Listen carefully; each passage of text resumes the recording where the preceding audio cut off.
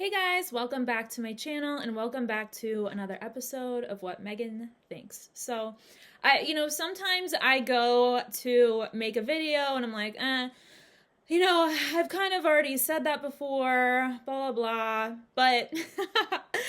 So I may have said this before and it may be repetitive, but it's worth repeating.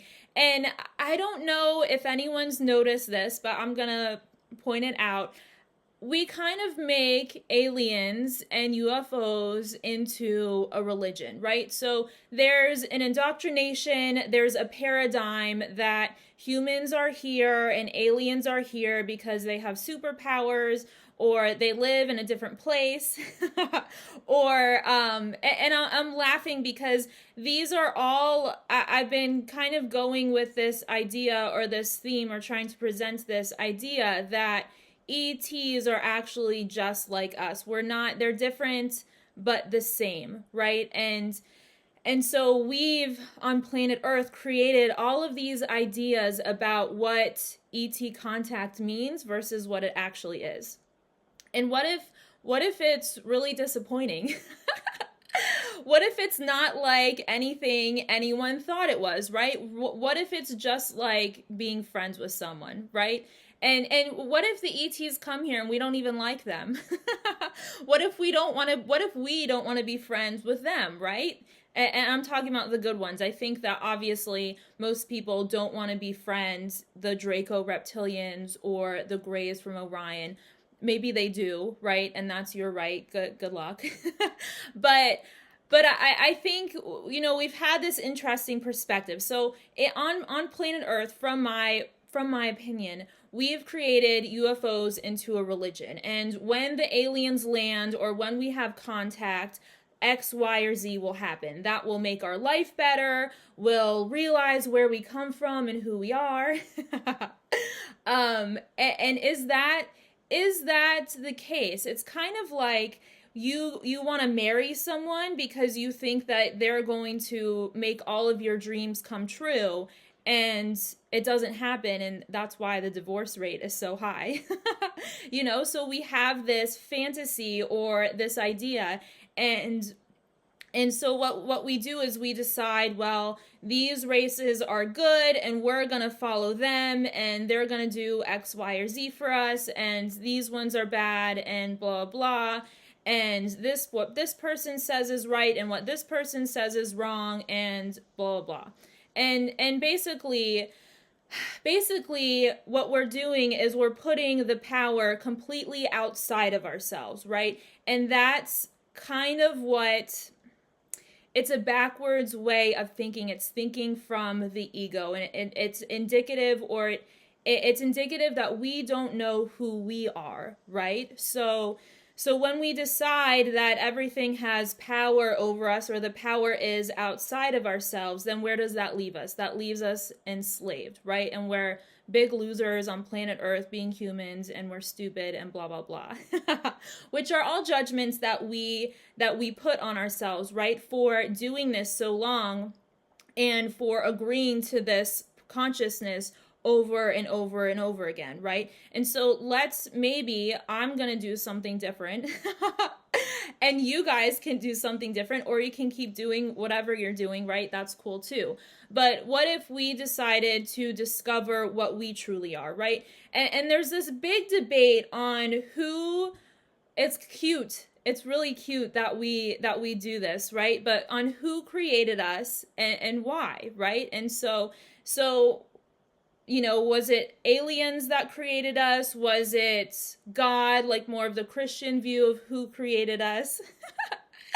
And it's kind of really funny to me that we sit on the internet and we're wondering constantly who created us? Who's the creator of humanity, right?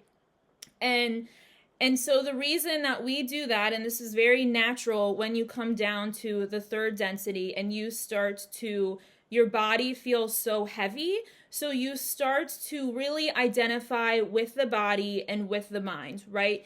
And it's easy to forget, or it's harder to realize maybe sometimes that you are actually a soul inhabiting the body, right? And so this is really just a genetic vessel a vessel made from DNA, from genetics, right, to house a spirit, a soul, right? And what makes DNA, what makes human DNA, what makes human genetics so valuable is it can embody a large amount of light, or basically a spirit, a soul, a light body, right? That's why the genetics, that's why DNA is so valuable, because it's the house for God. It's the house of God, right? Who is God? God is the light inside the house. And so who, when you talk about who created us, right? Or are we talking about who created the genetics, who created the DNA? It would be God, right? God is the light. And so who is God? We are God, right? So who created us? We created ourselves. And that idea, right? That idea is not appealing to the ego, right? Because we want a big story, right, of creation, right? And it's something that we can follow and look forward to, but then we're always chasing the dragon, right? Like, what does that actually mean? You know, the power is in realizing that you are the creator, that you created yourself, right? And that we created all of this, we're co-creating it together. And in that realization lies the ability to take your power back, right? You are no longer a slave to another being, to an extraterrestrial race, to beings or entities outside of you. You have all the power, right? So when we talk about ET contact, I think people, I think when they actually come down, right, we'll be like, hey, how are you? It won't be like going to a Taylor Swift concert where it's like we're wearing Taylor Swift t-shirts and we're singing every lyric to her songs, and it's the biggest grossing tour on the planet.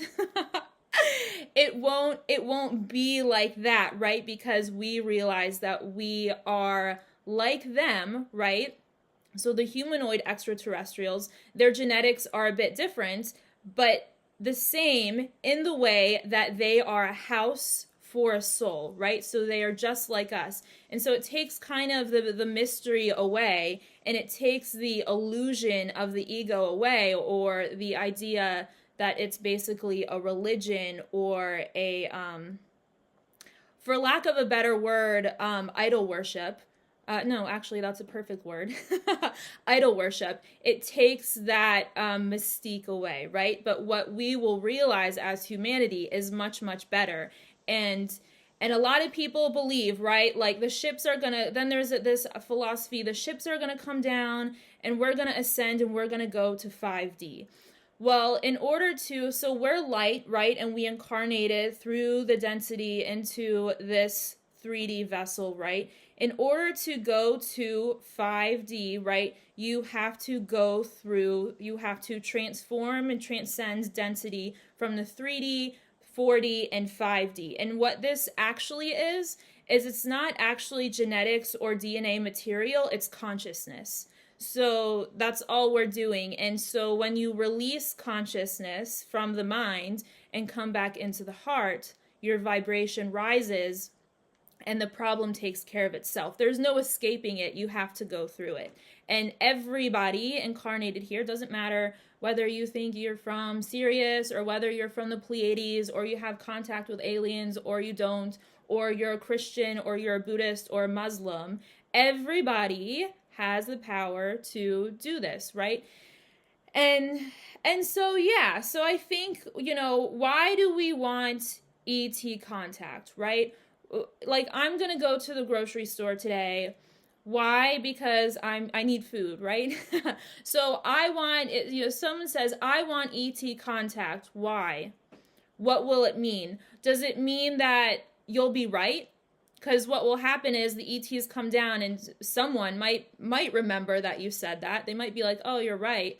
And have you ever won an argument? Like, has anyone listening ever truly won an argument, right? Can you really ever win an argument? I don't really think so. If you have, kudos to you, but but right and wrong is still from the ego mind. It's still from the brain. It's not from the heart, right? So So yeah, there was one other point I was going to make. Oh, hopefully I can remember. That might be it. That might be all. No, I think that's it. I'm gonna remember as soon as I turn off this video. I'm sure of it. But I think that the reason why I remember it now. So the reason why we want ET contact, I think deep down, is because we're actually looking for a connection to who we are, a connection to ourselves, and not necessarily to extraterrestrials, right? So we already have that. We already have the ability to do that here and now. You can never actually be truly disconnected from who you are, right? So, what if what we've been looking for this whole time is actually right in front of us? What if it's already here? And what if we started playing for the home team? This is something else we do. This is another point I wanted to make. So we we might be sending the extraterrestrials mixed messages. It's like, hey, we want to be friends, but we hate being human, and we hate our neighbor, and we hate each other. And if you look on where am I getting this data from? It's the internet, right? Like, people are savages on the internet, all of these keyboard warriors and these, keyboard Rambos and stuff.